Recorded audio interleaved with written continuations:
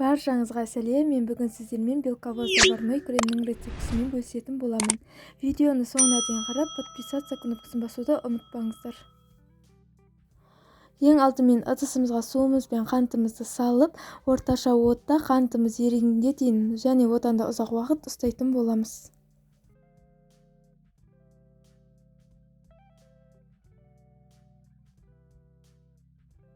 Міне біздің қантымыз еріп, сиропымыз қайнай бастады.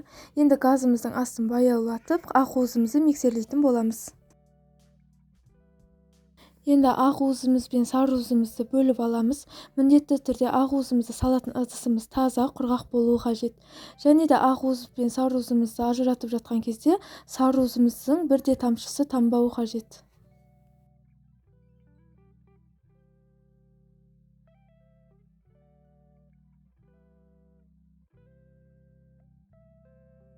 Ақуызымызды ажыратып болғаннан кейін оған шым-шым тұзымызды салып, ақуызымыз ақ көпіршік болғанға дейін жақсылап миксерлейміз.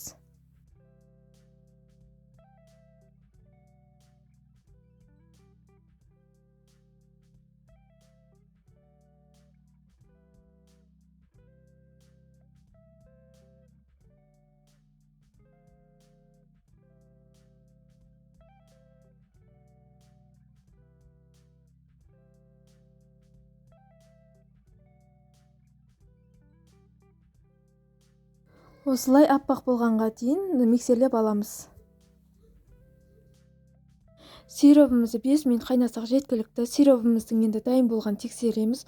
Ол үшін осылай ыдысымызға салқын су құйып, бір тамшы сиропымызды тамызамыз. Сол кезде сиропымыз комок болып жиналуы қажет. Егер осылай жиналса, демек біздің сиропымыз дайын деген сөз. Енді осы миксерленген ақуызымызға сиропымызды аз-аздан құя отырып миксерлейміз.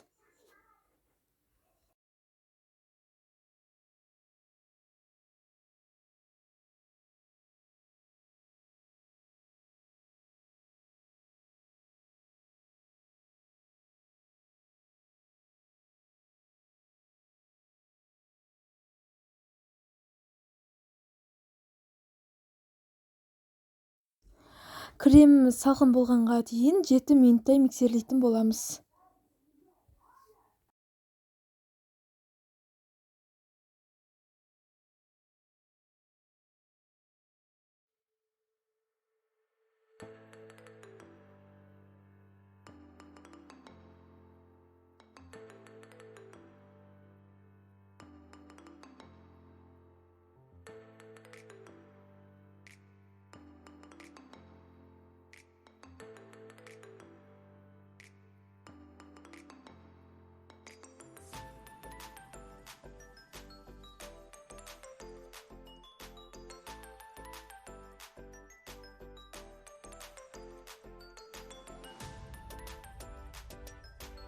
Креміміз дайын болайын дегенде бір шай қасық лимон суын құйып жібереміз. Сосын тағы да 1-2 минут миксерлейміз. Кремімізді міндетті түрде суығанға дейін миксерлеу қажет. Сонда креміміз тығыз, әдемі болып шығады. Міне креміміз осылай қою, әдемі болып шығады. Бұл кремді кез келген профитроли, эклери, сонымен қатар слоеный трубочкаға қолдансаңыздар болады. Міне осымен біздің креміміз дайын, жасап көріңіздер, барлықтарыңызға ас болсын.